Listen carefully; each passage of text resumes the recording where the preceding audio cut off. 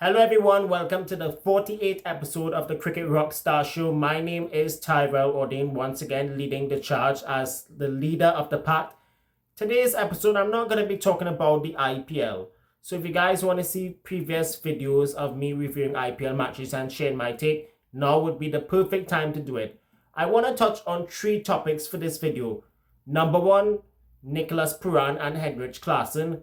Number 2, the greediness of the big 3, that's the BCCI, Cricket Australia, and the England and Wales Cricket Board. And number 3, Cricket West Indies and their mishandling of finances between 2025-2026 financial year.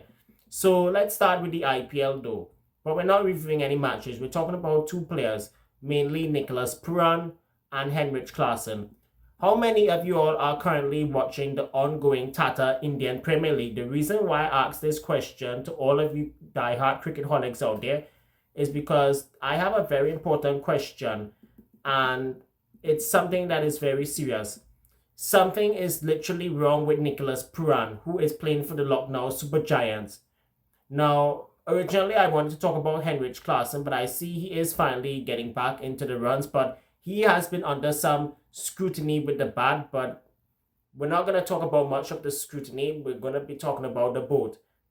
Now, Klaseen is playing for the Sunrisers Hyderabad compared to Pooran, who's playing for the Lucknow Super Giants. Now, previously, Pooran has represented the Mumbai Indians and the Punjab Kings before becoming a member of the Lucknow Super Giants team a few seasons back. The reason why I'm talking about the 2 cricketers is because for a good while now, these guys have been out of form, and that is not all. They're underperforming to the worst. But I'm going to start with Nicholas Pooran especially, and I'll tell you why. Now, since Pooran led the Trinbago Knight Riders to the 2025 CPL title, and beforehand MI New York to its 2nd Major League Cricket title in the summer, Nicholas Pooran's form with the bat has taken a dramatic decline. Remember, at the IPL auction this year, he was retained by the Lucknow Super Giants for 21 crore, which happens to be $2,250,000 US dollars, or should I say, somewhere between 2.25 million to 2.5 million US back in November of 2025. And beforehand, he was appointed Sporting Ambassador of Trinidad and Tobago. That is something I will not go in depth with because I do not like talking about politics, whether it's in Trinidad, the US, and the list goes on. But coming back to my point, since CPL 2025, Pooran has been nothing but an absolute show-off and a failure with the bat. Most of the times, as a matter of fact, throughout the last 34 innings, before some of his continuous low scores in the IPL, he has scored over 595 runs across 34 innings in T20s since the CPL. And during this ongoing IPL, he has been absolutely out of sorts with the bat.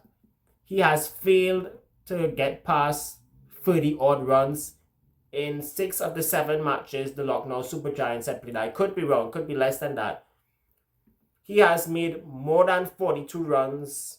When I had done my research over the weekend, Pooran had 42 runs across 3 innings. Since then, he had a run of ball 9, which adds up to 51. And then today, he made 23 in the Super Giants' defeat to the Rajasthan Royals, which adds up to 74. He has made 74 runs so far in this IPL season across 5 innings. And previously, leading up to the IPL, he has scored 595 runs in 34 innings. Now, beforehand, he has had a mercurial average, which I will not talk about because it's absolutely poor. Even his strike rate and his 6-hitting game has gone downhill. Something is absolutely fishy going on behind the scenes. Now, I have been hearing there have been rumors going around about alleged burnout, which happens to the best of all T20 players globally. And there have also been allegations circulating on social media that he has been fixing matches, or should I say match fixing. That we know is inconclusive and untrue. But at this point, it is not factual, it's fiction. And even I ask myself the same question, what is going on with Pooran? Is he selling out matches for his betting companies that he is endorsing or what? That is something I do not know, but it is very fishy. So my question for all diehard cricket fans, is this the start of the downfall for Nicholas Pooran? Now moving away from Pooran to Heinrich Klaseen, he himself was retained for 25 crore, which happens to be more than 2.5 million. Before the IPL this year, he has had a huge disappointment since retiring from international cricket. Since retiring from internationals before the IPL 2026 season, he has scored over 560 runs across all franchise leagues. Before the IPL even had started, his form with the bat was absolutely fluctuating, was drastically fluctuating into a horrible phase. Now, I said that because in Major League Cricket, when he had represented the Seattle Okras, he only scored 122 runs at a strike rate of 155 with a top score of 48. In the 100, the irrelevant league, where he represented the Manchester Originals, he scored only 75 runs at a strike rate of 140 with a top score of just 31, beg your pardon. And in the SAT20 in the winter, representing the Durban Super Giants, he scored only 138 runs at a strike rate of under 130 with a high score of only 29. However, since the start of the IPL season, he has somewhat made a dramatic return to the form with the bat for Sunrisers Hyderabad, as he is currently among the top run getters for the Orange Cap, which is for the most runs in the IPL season. Now, if he continues to keep performing well for the Hyderabad franchise, he is definitely going to end up in the top 5 for the Orange Cap. Hopefully he gets the Orange Cap. You just never know, because IPL can be an unpredictable Bollywood film at times. Now, I love IPL, no doubt about it, but at times it can be unpredictable. But he has had a couple of standout performances with the bat. For example, 62 of 41 for Sunrisers against Lucknow Super Giants. And there have been other good innings that I will not go into in this video, but at some point along the line. So my other question is, has the burnout of franchise cricket leagues alongside the off-field trauma could be the reasons for the inconsistent performances of both Pooran and Klaseen before IPL 26? And has Nicholas Pooran's disastrous poor run of form led to him going down this bad run of form and not going back to the nets and figuring out his problems? Right now, let's just watch the IPL closely and see what happens. The good news is Heinrich Klaseen's luck has changed drastically for the better. As for Pooran, he could be in for a long drought without runs, something that ex-former Indian cricketers and a couple of former West Indian players have been saying on podcasts and other radio programs, which I will not identify. I want to touch on the big three: BCCI, Cricket Australia, and England Wales Cricket Board, and its hypocrisy. And I also want to go after Cricket West Indies with regards to its finances. That'll be the last topic I'll be discussing. But lately, ladies and gentlemen, I've been realizing a lot of weird things are happening. I've been reading a lot of articles via Wisden Cricket and the Telegraph, and I think it's high time I'm not only going to share my 2 cents onto this, but I also want to do it the One Tree Hill way. I want to do it the One Tree Hill way when it had the boy toy auction in season 1 that aired sometime back in 2004. Do I hear $5? How about $10? $20? $25? How about $200? Sold! As in golazo! In a recent article on Wisden Cricket website, editor and well-known cricket journalist from England, Lawrence Booth, used the term Orwellian to describe a reality where the BCCI's dominance isn't just financial or political. Now, this is the meaning for Orwellian.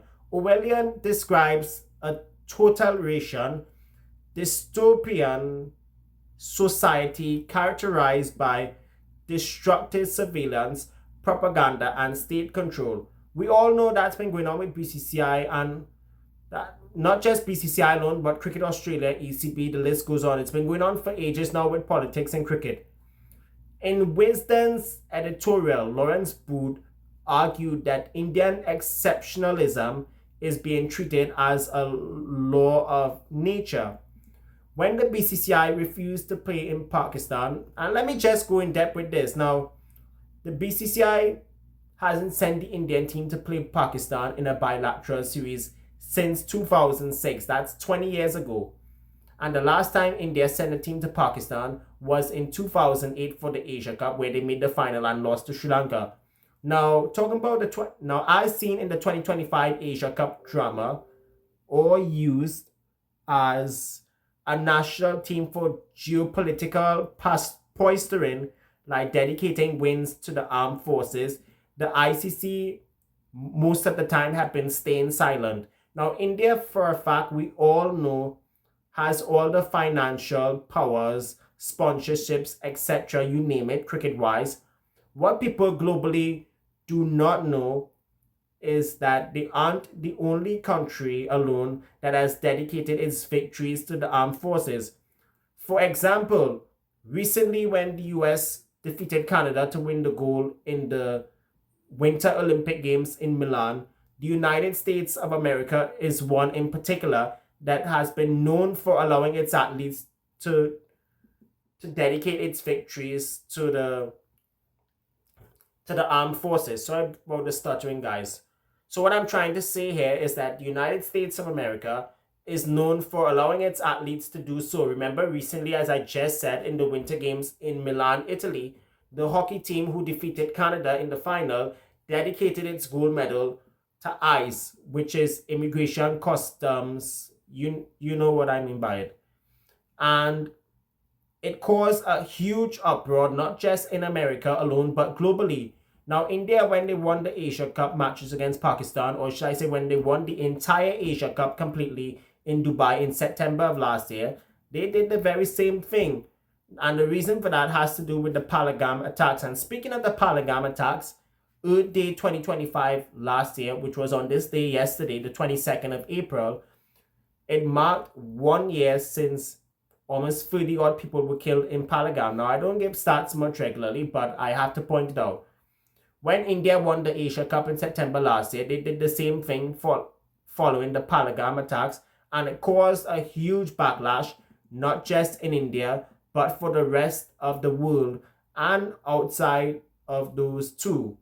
Now, outside of India and the United States of America, countries such as Pakistan, Sri Lanka, Tanzania, etc., are among those who have allowed their athletes to dedicate its victories to the respective armies time and time again.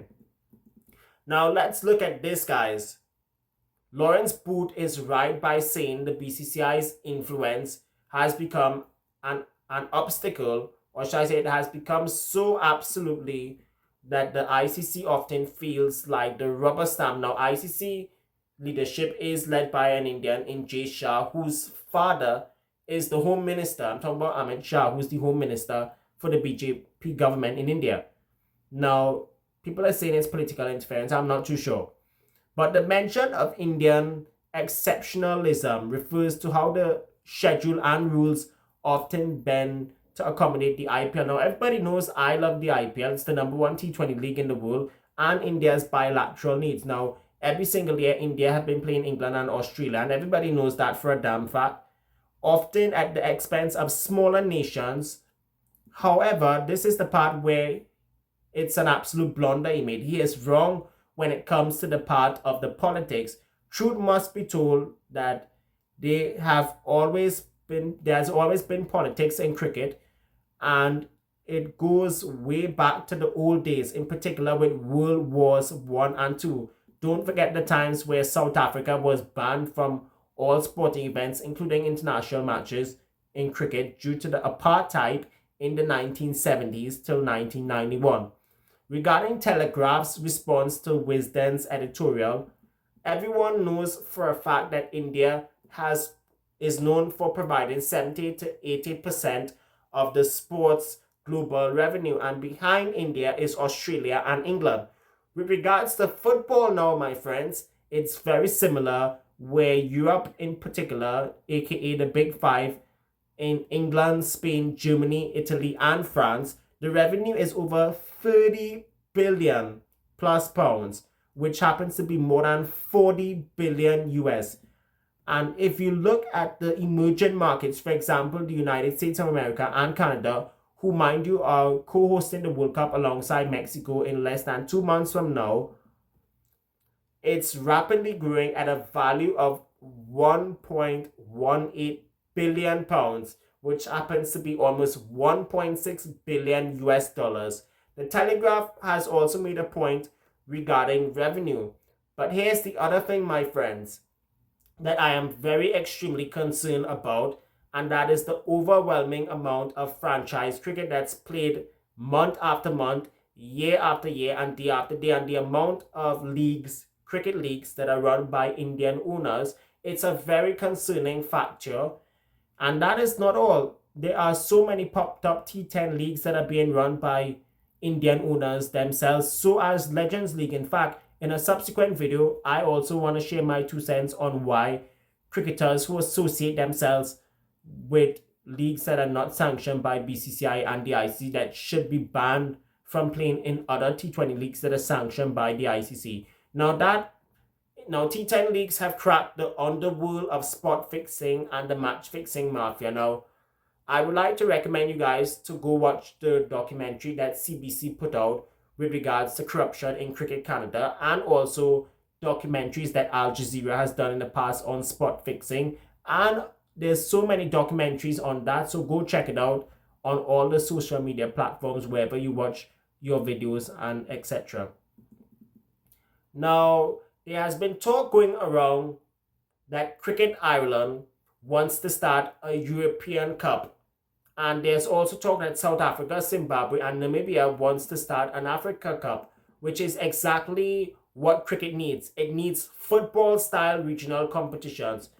And let me also say this, with regards to the European Cup, it's a total disrespect to the sport that England are in refusal to show support to this initiative. Look, for example, if you look at subcontinental teams, for example, India, Pakistan, and Sri Lanka, etc., whenever there's emerging Asia Cup, whether it's 50 overs or 20 over competitions, they always send their emerging players, aka their A-team players, to these emerging competitions. Even there was a time that Cricket Australia, they used to select either its A-team or even have Big Bash teams send their emerging players to take part in competitions in Darwin, which is the Northern Territory of Australia, during the winter, when most of the other cities would be hosting Australian rules football. Now I have not followed Aussie rules football in ages, but there's always cricket competitions in the winter up in the north. And speaking of which, Australia is supposed to host Bangladesh in Darwin and Cairns this August, which is just a few months away. So my question to the England and Wales Cricket Board is, why can't you not send an emerging side or even an England Lions A team to take part in the European Cup, which is being talked about currently? What is mind-blowing about this is that you all always have time to study playing Australia and India and organize stupid 100-ball cricket during the English summer, when England should be playing home matches rather than rubbish 100-ball cricket, which is essentially T20 but 5 balls per over. Now, for English players emerging, or even for the Lions team, it would give them much exposure before coming into the big time. And what I mean by the big time, the international scene.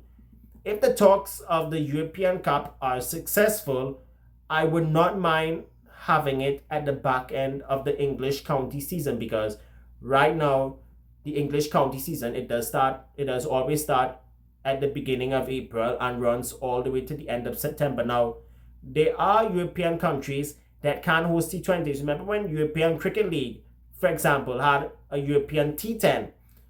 I think it took place outside of the countries that do not host cricket outside of April to September. For example, Spain, there are venues that can host cricket in the off season, but do not recommend UAE because that's in the Middle East and the subcontinent. With regards to the 100, I do not like the 100. It's irrelevant, rubbish cricket to say the least, and it's a complete distraction to England's home international summer. While the England and Wales Cricket Board continues to pour resources and billions of pounds into a format that arguably is not even played anywhere else outside of the UK, the traditional domestic structure they neglected, or should I say their traditional structure has been neglected the potential of broader international region competitions. The 100, in my opinion, feels like an insular solution to a global problem. It attempts to manufacture excitement within England's borders, while the rest of the world is crying out for meaningful structure international windows. Now, if franchise leagues can have whatever windows they can have monthly, daily, or yearly, that's no problem. But there is the need for international windows.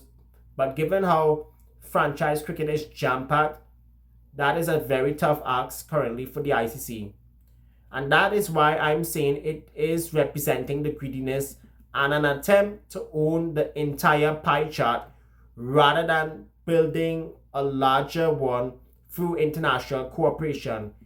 In my honest take, Wisden and Telegraph are trapped in a binary of traditional versus commercialism, but the middle ground lies in decentralization.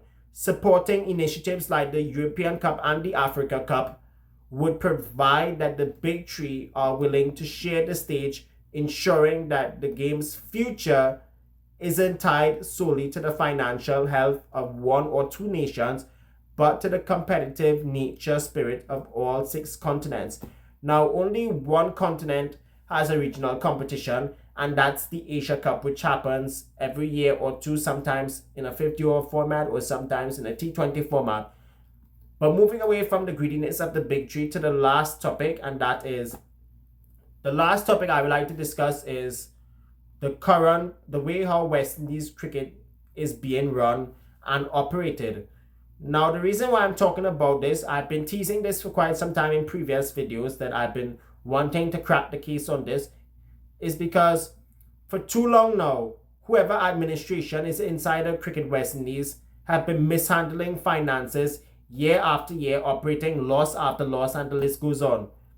The financial mismanagement within Cricket West Indies during the 2025-26 period has reached a critical boiling point, leaving fans across the Caribbean and the globe feeling betrayed by those entrusted with the region's most beloved sport. BTW, cricket has always been a sport that brings people across the Caribbean together, but within the last several years, football and track and field have taken over the spotlight. Even basketball as well, but that is for another conversation another time. The stark reality presented in the latest financial disclosures, moving from a net surplus of US 22.6 million in 2024 to a staggering net income loss of US 28.5 million in 2025, it points to the systemic failure in fiscal oversight, with cash resources plummeting from US 17.5 million to a mere US 1.7 million. The leadership's ability to maintain a sustainable financial cushion suggests a reckless disregard for the long-term health of West Indies cricket. Now, how many of y'all remember Mariana Brown? Now, Mariana Brown is a respected economist and chartered accountant. Now, he actually was a part of the PNM administration when they were in power between the 2000s all the way to 2010. Now, since then, he has been an independent economist and has been an accountant for so long. Now, He himself was absolutely spot on to label the Cricket West Indies annual report at a press release document rather than a transparent financial record. Now, when Brown gave his report, gave Shallow's report a dead duck 0 for comprehensiveness and a minus for actual insight, he was highlighting the highly aggravated nature of the data that obscures where the money was actually heading to by presenting a top line figure of 88 million US without detailed breakdown of tour contributions or even specific expenditures. Cricket West Indies is effectively hiding the mechanics of its operations behind a glossy high production facade that prioritizes image over accountability. The defense mounted by President Kishore Shallow and his administration, in my opinion, is an absolute deflecation and consensualism towards the fans. So instead of addressing the valid concerns regarding the lack of regards the granularity in the report, Shallow has attempted to discredit Mariano Brown by claiming he spoke from an uninformed position. This tactic, attacking the messenger to avoid the message, has deepened the mistrust felt by die-hard cricket fans across the Caribbean. By insisting that the detail exists elsewhere while providing a summary that lacks any meaningful predictive values for future cash generations, the leadership is choosing to gatekeep information rather than empower the stakeholders of the game. The consequences of this financial mishandling are already manifesting in the regional schedule, which has also seen with the exclusion of the historic Kensington Oval from hosting major fixtures in 2026. Now, Kensington Oval, since the pandemic, has been hosting international cricket yearly. They did host, I think, a couple of T20s with Pakistan in 2021. When England was down here in 2022, they hosted them for 5 games, including a test match. Then that same year, they hosted New Zealand for 3 one-day internationals. Then came 2023. India came down for a couple of ODIs. And then England came down later that year for another batch of ODIs and T20s. Then 2024, they hosted the bulk of the matches in the men's T20 World Cup. And when England came down here again, it was the same story. Then 2025, they even hosted Australia for a test match. Now, in my honest opinion, I think it's fair to say big islands once in a while should miss out on hosting international matches. Now, in 2020 and 2021, Trinidad missed out on hosting matches. Even Guyana in the past as well has missed out on hosting games. But the times have changed now. This year, Guyana is hosting all 5 ODIs with West Indies and New Zealand.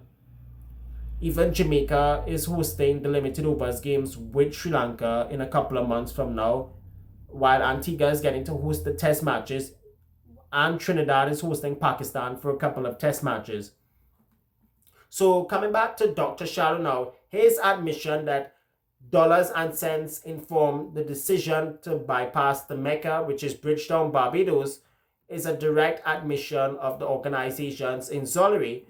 When the region's premier venues are sidelined because of the governing body themselves, CWI, can no longer afford to operate them, it proves that the financial downturn isn't just a number on a page. It's a direct threat to the accessory. But I think one of the other reasons why Barbados was also sidelined from hosting international matches is because they are already getting to host all of Barbados Royals home games, so as the CPL playoffs and finals. Now, I think it's this year and next year Barbados might be hosting playoffs and finals. I could get the confirmation somewhere later down the line when it's confirmed. But we know for a fact Barbados is hosting CPL playoffs and finals this year, which was confirmed last year. But The truth is, ultimately, the continued insistence by Kishore Shalom and company that quoted as saying that the report is solid serves as a slap in the face to West Indies cricket fans who have been demanding accountability and honesty for years. The disreceptionarians between the glossy narrative and the reality of near depleted treasure cannot be ignored. For the sake of the Caribbean and the global cricket community, there must be an end to the lies and a return to transparency that Mariano Brown has been calling for. Without the radical shift, how far stupid and low can Cricket West Indies continue to trash the legacy of West Indies cricket that became a complete legacy by itself? Let me know what you all think about all the mishandling of the financial shippiness that CWI has been doing in the comment section below. That's going to do it for this edition of the Cricket Rockstar Show. And I think it's also for the first time in a long time I'm doing an episode of the Cricket Rockstar Show without an intro, which is something that can occur from time to time. So until next time, my dear friends, check in with family, friends, teachers, etc. to see if they're okay.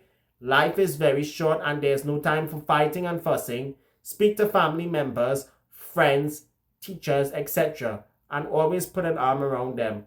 You never know what they are going through. So until we meet again in the next episode, take care, my friends.